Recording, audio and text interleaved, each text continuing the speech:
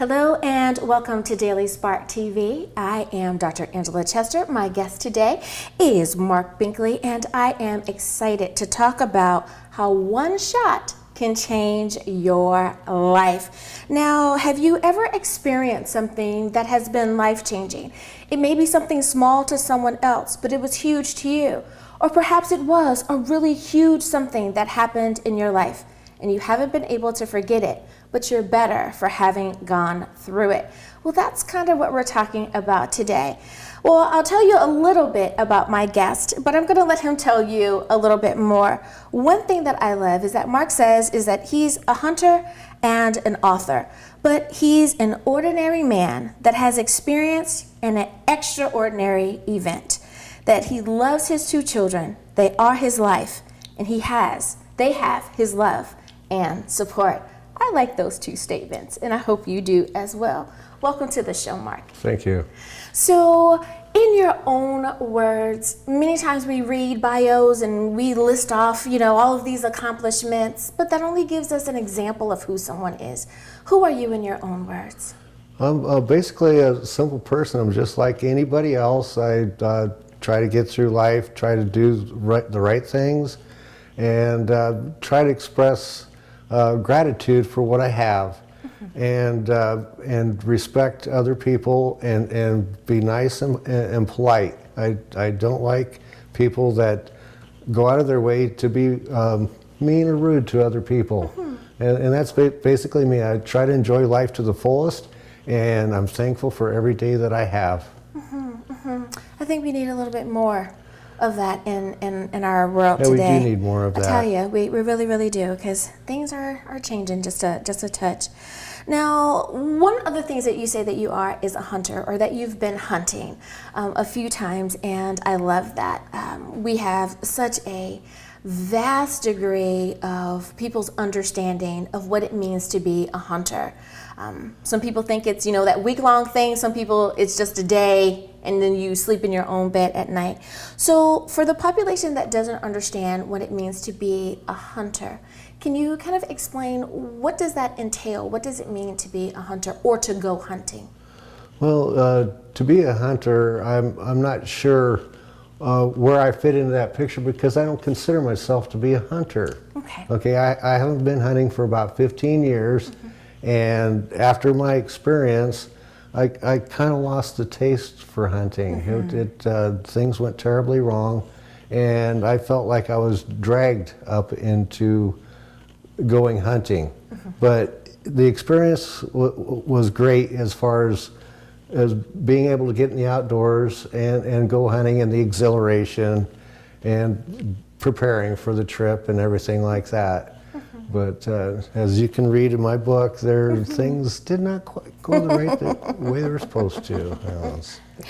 Well, when we are out in nature, many people feel that nature is a way that we are able to connect with God, to kind of settle things back down and calm this rat race of our life. Do you feel that you're one of those types of people where nature is a calming experience for you? Yes, it is. When you're in nature, it's just you and God. There's nobody else. And I took a trip into the wilderness by myself. Of course, it was foolhardy. I was ill prepared, but it was something I needed to do, because I was trying to find closure on an event that had taken place. And I put my faith in God and made sure that I prayed vigorously before I went, because I was really scared. I was not sure I was going to survive, but I had to get my closure, and nature is a beautiful way to do it, because that's what God created. Everything else is man-made, and of course man has to have shelter. We've built shelter, we've created a society and everything, and put everything together so that we can be more comfortable, because our bodies aren't covered in hair, because we don't have that kind of protection. We're basically fairly weak. We don't have talons. We don't have fangs to go and do whatever. So we have to make do with what we have, And God has provided us with the knowledge and the tools to work with so that we can live more comfortable lives. That's basically it. But nature is the perfect creation of God. And of course, man came along, and some things are just a little bit messed up, but that's just, that's man. We're not perfect. We sure are. Now, one of the words that you used was closure. We have a tendency sometimes to think that people understand what a word means, that because we're familiar with the word, that means that everyone else is familiar with the word.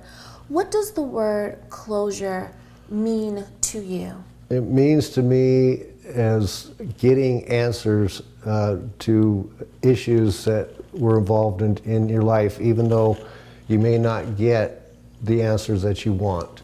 Okay, so but if something has happened to you and you want to find out some reasons why things happen, then that's the closure that you're looking for. But of course, you may not get it.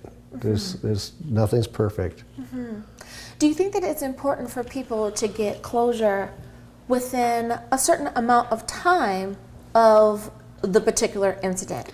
No, my quest for closure has been a lifelong venture, and it is still continuing. And I pray to God for answers, and of course I can't talk directly to God, but He has shown me some things, and that's why I'm sharing that in my book. Very, very strange, phenomenal things. Awesome. So. Well, it is time for a very short break, but don't worry, we'll get back to you in a few moments.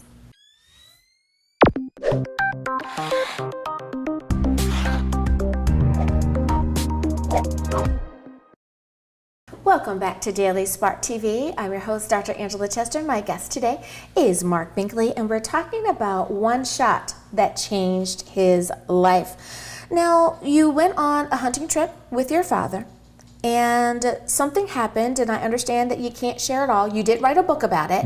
But in that experience, what can you share? How did your life become changed after that? Well, basically, a family is supposed to be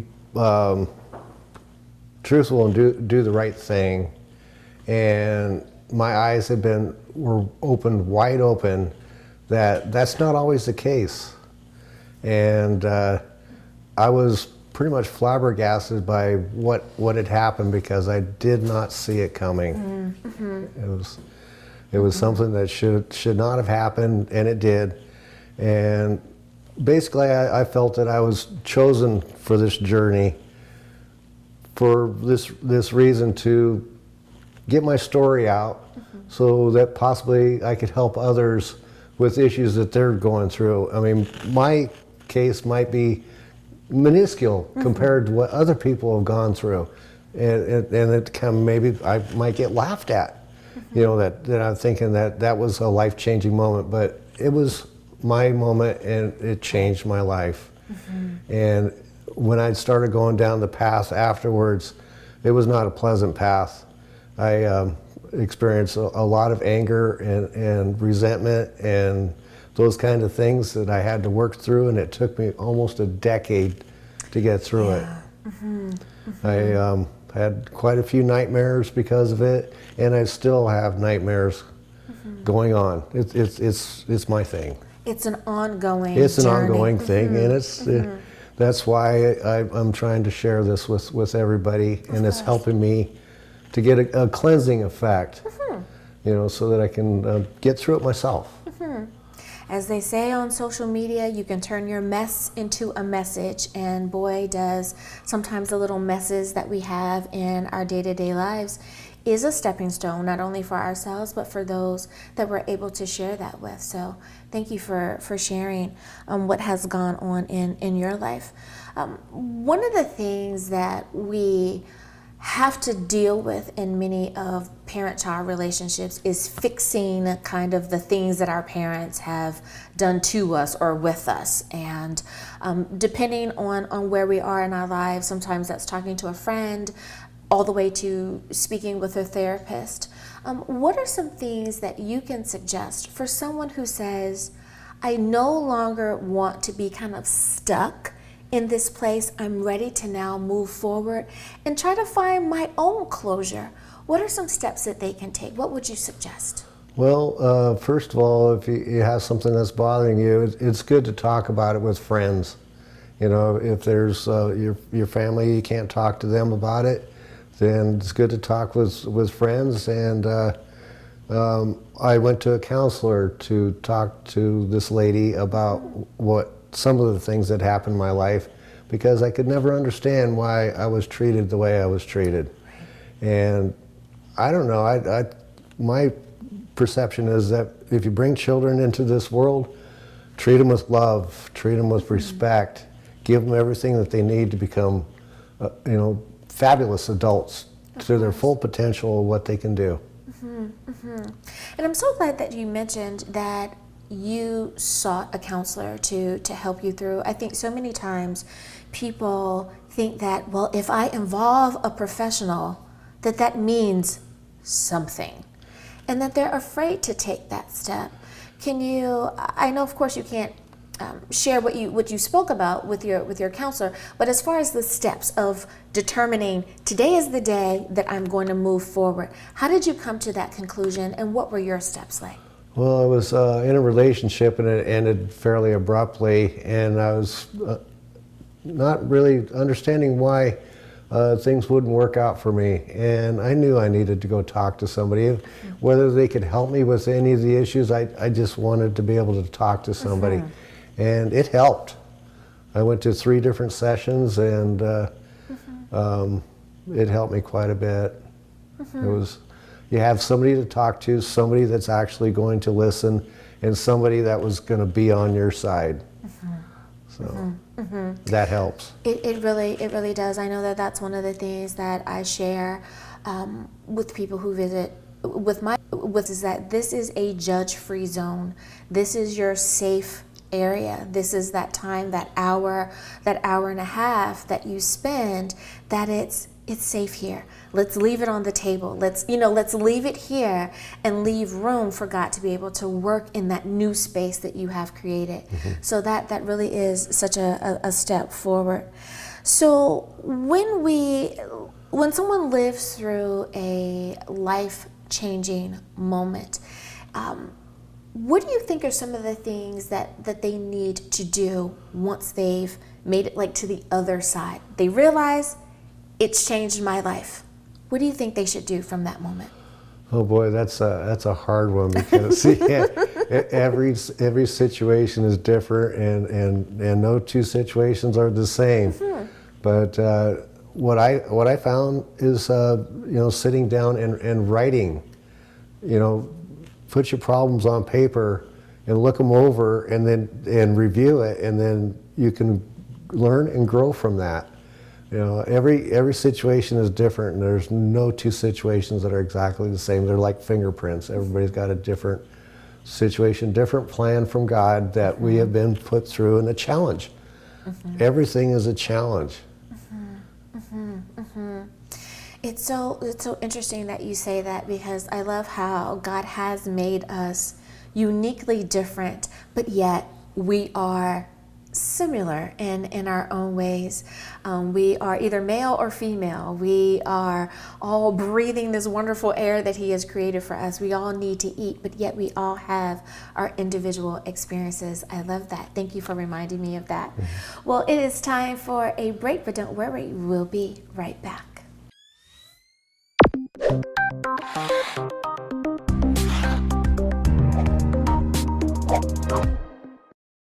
I'm Kramer Elquin, author of Red Dot Shot. This is my book. It's a true story, and it's based on a hunting trip that didn't quite go the way it was supposed to. And there was an incredible find up there, and a trip deep into the wilderness where I had to find closure for a incident, an event that had not gone the way it was supposed to. It's a very good read.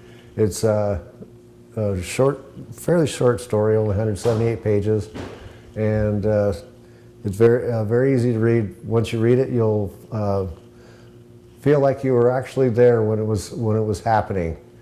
And I recommend that you go and check it out.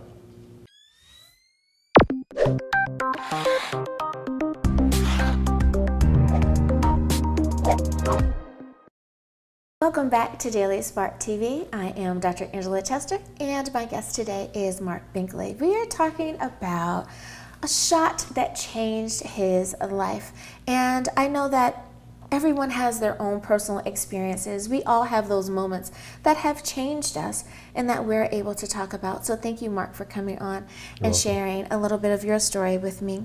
Now, when we talk about a red dot shot, for those who aren't familiar with the phrase, that red dot is that laser that comes off, and boy, when you see that laser, you know it's supposed to be dead on.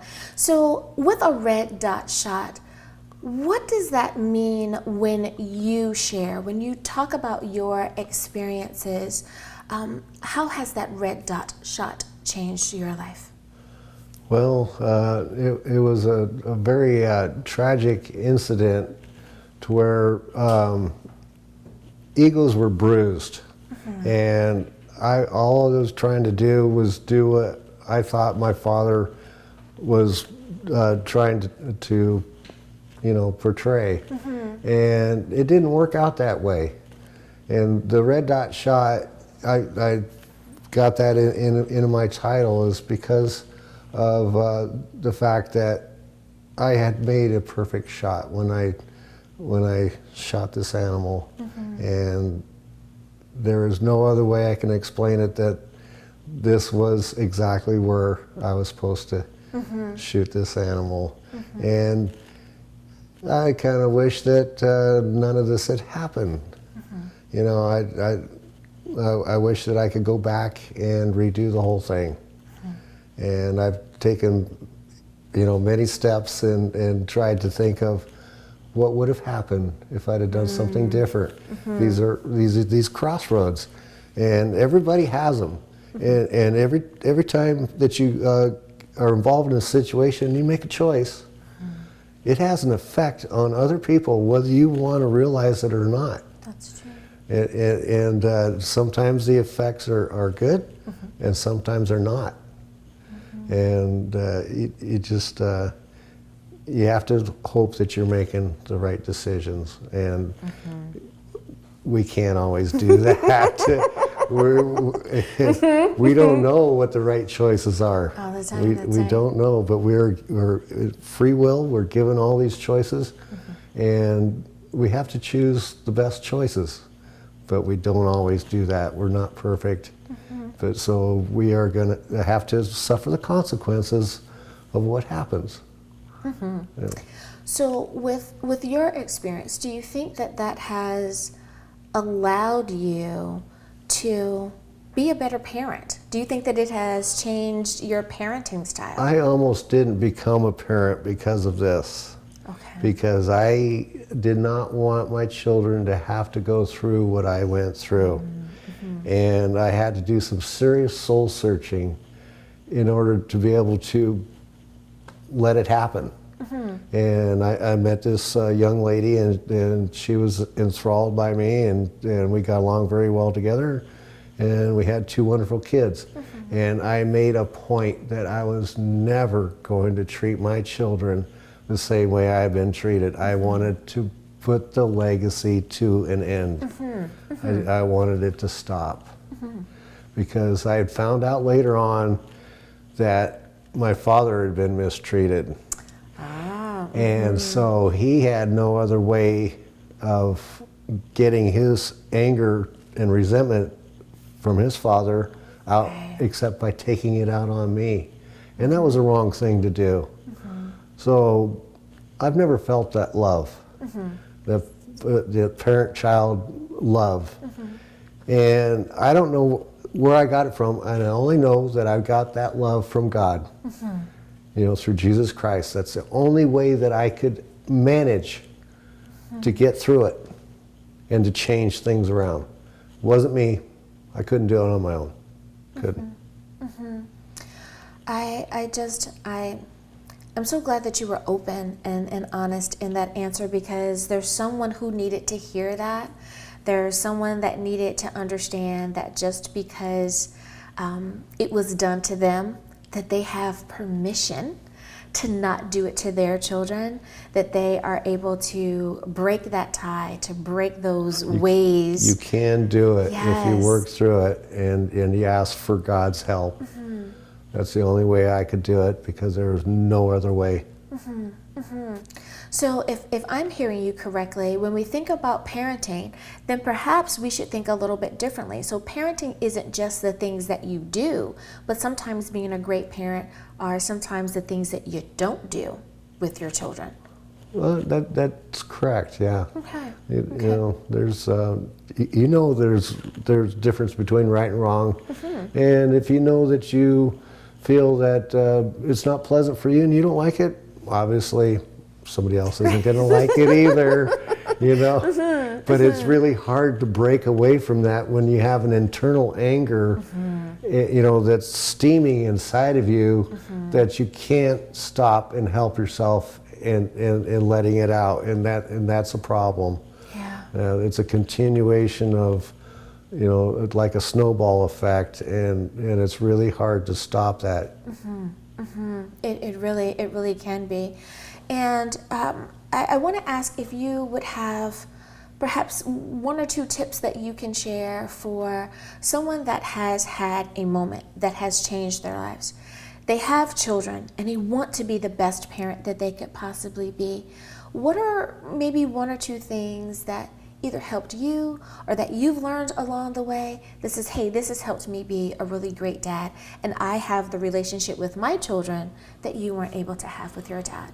Well, I think that one thing that if in parenting we all make mistakes, and if you realize you've made a mistake, I think it's okay to apologize to your children.